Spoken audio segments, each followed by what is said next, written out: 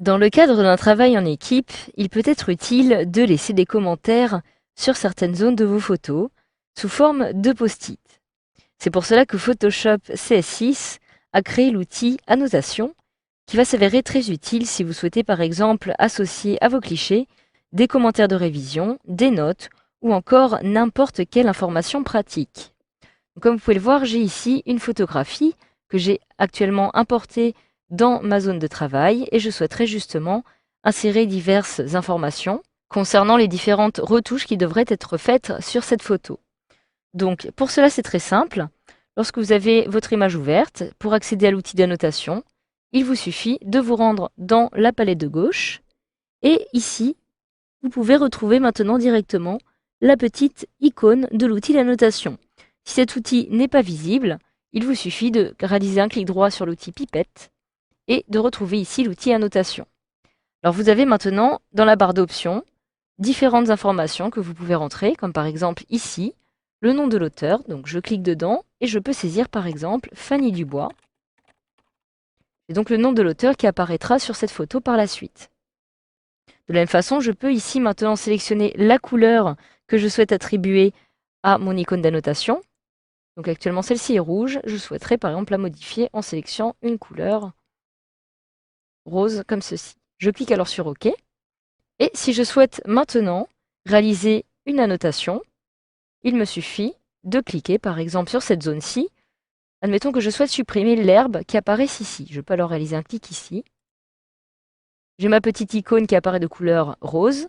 Je peux saisir mon annotation directement ici. Par exemple, supprimer l'herbe au premier plan.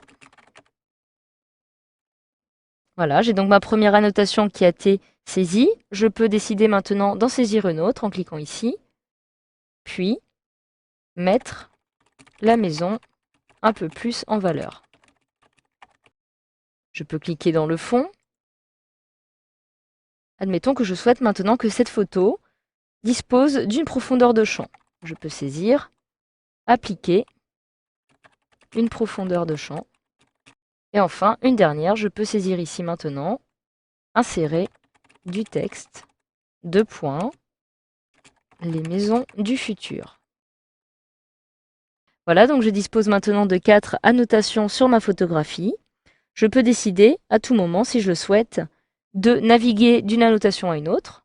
À l'aide des petites flèches, je me trouve actuellement sur la 4e annotation, donc 4 sur 4. Je peux naviguer vers l'annotation précédente en cliquant ici. Donc j'accède automatiquement à celle-ci. Pour continuer à accéder à la précédente, je peux y aller de cette façon, etc., etc.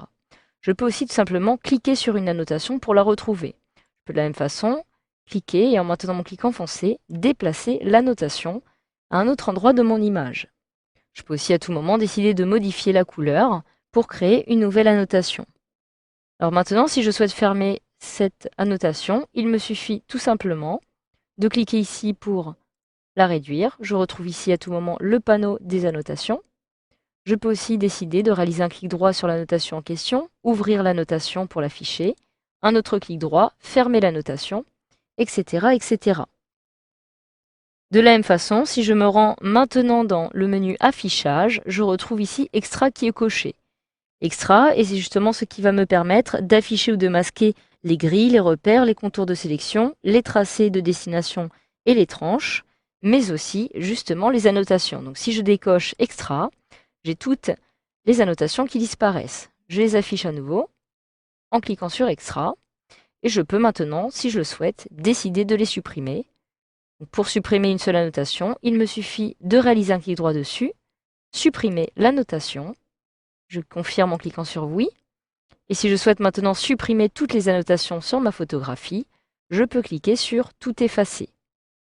Il m'est alors demandé ici si je souhaite supprimer toutes les annotations. Je peux cliquer alors sur OK et je n'ai plus aucune annotation qui n'apparaît sur ma photographie.